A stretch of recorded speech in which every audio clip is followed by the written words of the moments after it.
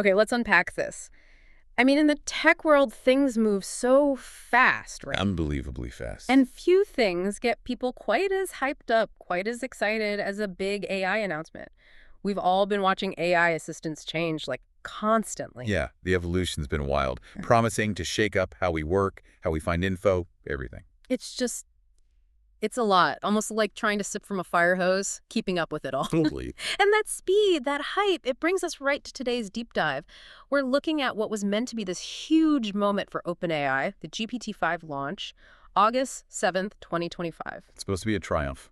Exactly, but it didn't quite go that way. Instead of a celebration, it pretty quickly turned into what a lot of people are calling a monumental fiasco. That's the word going around. Fiasco. So our mission here, for you listening, is basically to give you the shortcut. We want to get past the noise and figure out not just what went wrong with the GPT-5. But the why. Why did it happen? Right. And what does it mean? The ripple effects, the lessons learned for, the whole AI industry. We've dug into verified reports, expert takes, even some new academic stuff. Trying to piece it all together. Exactly, to get to the core of this pretty seismic event. And what's really fascinating, digging into all this, is realizing this wasn't just like a simple tech bug or, a clumsy product launch. Right, it felt bigger than that. Way bigger. Yeah. This whole GPT-5 thing, it really exposed some deep cracks, some vulnerabilities in how these big AI models get rolled out. Okay. And maybe even more crucially, it kicked off this massive debate across the industry about, the future of these intelligent assistants. We're talking everything from basics, like who gets access and how transparent companies are. All the way to the really weird, intense emotional bonds people form with these machines. It honestly feels like a permanent turning point. Permanent turning point. Wow, okay. That's a heavy phrase. It feels warranted, I think. So to really get why it's such a big deal, we kind of need a bit of backstory, right? Context. Definitely. Let's rewind a bit on OpenAI. They started out back in 2015 as this nonprofit, big mission, safe AI for everyone, very noble goals. Almost idealistic, yeah. But things change. Over the years, as the sources point out, they've shifted. It's more of a hybrid thing now, still talking about the mission, but with a much stronger commercial drive. A for-profit arm, big partnerships. Exactly. And that evolution, that commercial focus, is what led up to this huge GPT-5 launch. This was meant to be the next big step in commercial AI. Pushing the envelope. And the hype around GPT-5. It wasn't just high, it was astronomical, through the roof. OpenAI was really pushing it, saying it was superior in these really specific, tricky areas. Right, they threw out some impressive numbers. Yeah, like 94.6% on the AMI 2025 math competition. And that was without tools. That's the American Invitational Mathematics exam. Seriously hard stuff. Not trivial. And then 74.9% on SW Bench Verified.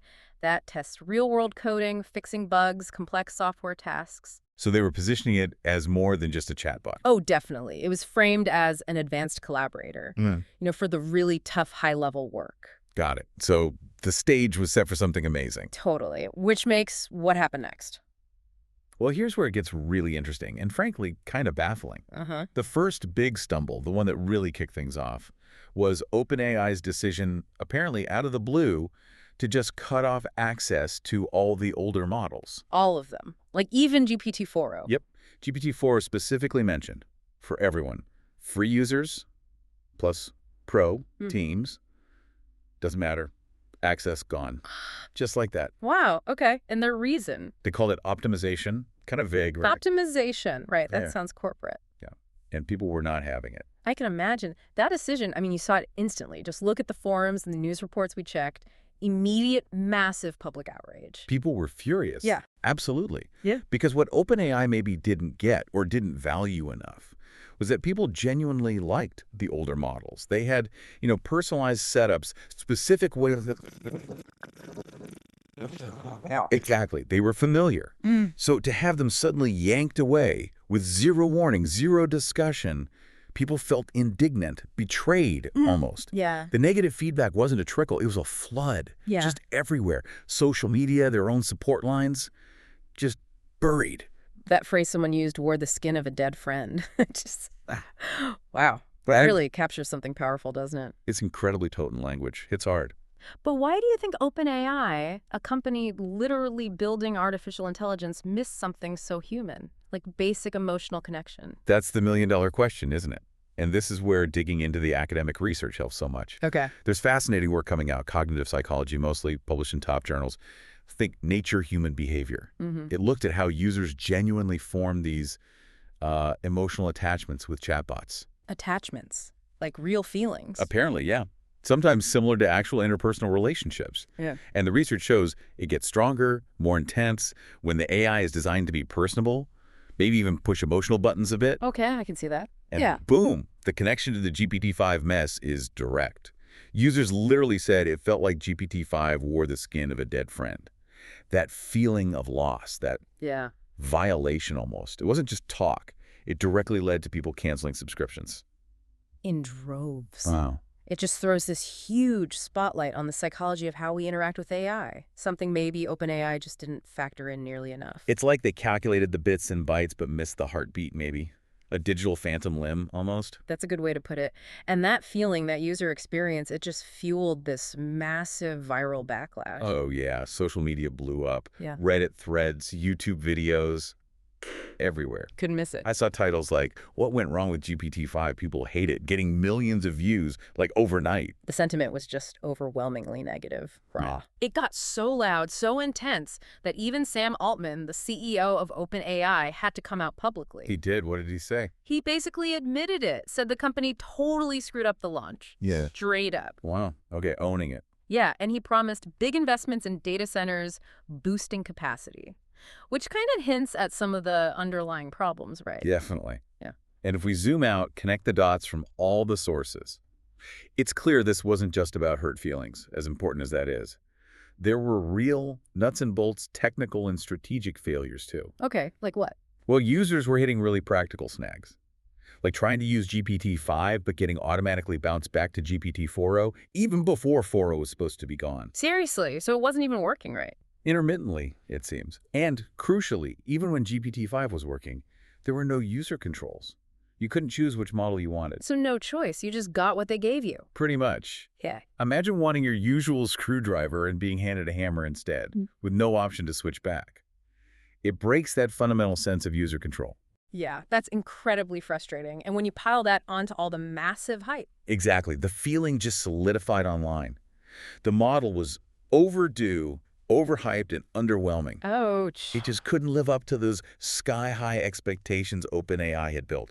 Maybe built too high. Right. You saw analysts, like over at Ars Technica, calling the whole thing a big mess, pointing fingers not just at the launch itself, but maybe deeper issues inside OpenAI. Like what kind of issues? Things like maybe not having the sheer server power, the infrastructure to handle the demand they'd created, and maybe ongoing struggles keeping top AI talent happy and on board. Internal challenges bleeding outwards. Could be. And then there's the scientific side. Okay, so independent benchmarks, the kind you see on Hugging Face or in early academic papers on RSKI, they did show GPT-5 making gains in certain measurable ways, those quantitative scores we talked about. So it was better in some respects. Technically, yes, on paper. But reports also surfaced saying it didn't really move the needle much on the really tough, persistent problems, like being robust against biases. Yeah. Or reducing hallucinations, confidently making stuff up. The classic LLM problems. Oh, Still there. Yeah, apparently. Which really raises a huge question for the whole field, doesn't it? Is just getting better benchmark scores enough if the core issues of trust, reliability, and, well, truthfulness aren't really solved? That's a really good point. Performance isn't everything if you can't trust the output. Exactly. And that trust issue, it's critical. We saw this study and analysis in a major human-computer interaction journal from this year, 2025. It hammered home how failures like this technical glitches, broken promises, ignoring users just demolish user confidence. They actually cited surveys done right after the launch. Get this. 40% of users said they had increased distrust in AI models because of this. 40%. That's a massive number, a huge blow. Huge. You can't just brush that off. No way. That kind of erosion of trust is incredibly damaging, not just for OpenAI, but potentially for the whole field. So, okay, after this whole mess, what does it mean for everyone else, for the bigger AI picture? Because this feels like more than just an OpenAI problem now. Oh, absolutely. It sends ripples everywhere. What we've gathered from the sources is that this really shakes up the global landscape for AI assistants. How they're built, how they're sold, how we interact with them. So what are the big takeaways then? Well, first, there's this glaring, urgent need for way more transparency in updates. Yeah, pulling the rug out from under users seems like a bad move. It's worse than bad. It directly violates basic principles of good design, user-centered design. You know, the kind of guidelines put out by bodies like the ACM, the Big Computing Association. You just don't do that. Okay, transparency first. What else? Second, it throws the ethical side of AI anthropomorphization right into the spotlight, making AI seem human-like. That dead friend feeling again. Exactly. There's actual neuroscience research showing that talking to a really human-like AI can light up the same parts of our brain as talking to another person. Whoa. Yeah. So this whole incident forces a tough conversation. What's the ethical line when designing AI that people might form real attachments to? How responsible are companies for that? Heavy questions. And any others? Third, this could seriously speed up regulation. Ah, the lawmaker stepping in. Yep. Look at the EU. They already have their AI Act, keeping a close eye on high-risk AI. A fiasco like this. It could be just the push needed for other places, like the U.S., to get much more serious about putting strong rules and oversight in place. Governments are scrambling now. Makes sense. And there were real-world business consequences too, right? Not just user feelings or potential regulations. Oh, for sure. Very tangible impacts. We saw Microsoft's stock price take a temporary hit, and they're a massive OpenAI partner, remember? Billions invested. And estimates suggest thousands, maybe tens of thousands, of people cancel their OpenAI subscriptions across the board. That's real revenue lost, real market jitters. So it hit them in the wallet too. Definitely. And you know who loves seeing that? Competitors? Exactly. Companies like Google with Gemini or Anthropic with Claude.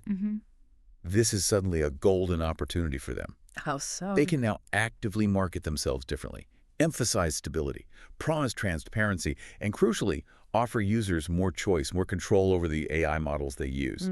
It's a chance to swoop in and build the trust that OpenAI seems to have, well, damaged. Interesting. So OpenAI's fumble is potentially their game. Could be.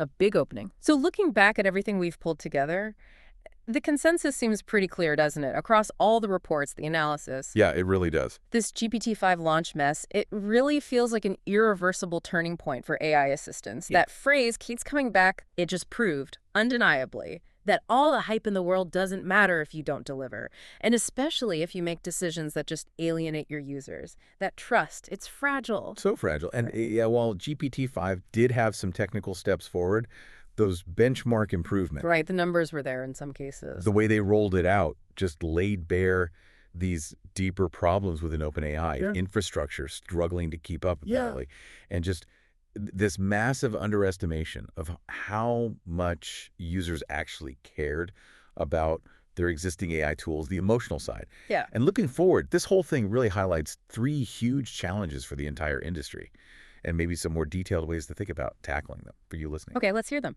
Challenge 1. First, the obvious one, managing expectations and hype.